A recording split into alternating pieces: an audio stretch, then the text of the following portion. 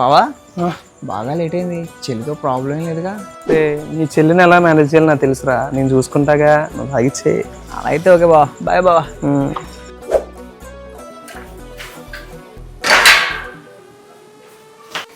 అవును, వీడు ఏం చెప్పి మేనేజ్ చేశాడు?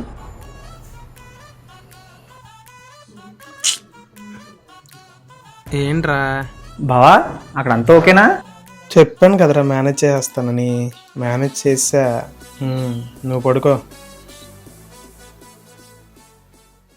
విని ఇదే లాస్ట్ రా, ఇంకెప్పుడు వెళ్ళను రా. తలుపు తీరా చలి ఎరిగేసేస్తుంది.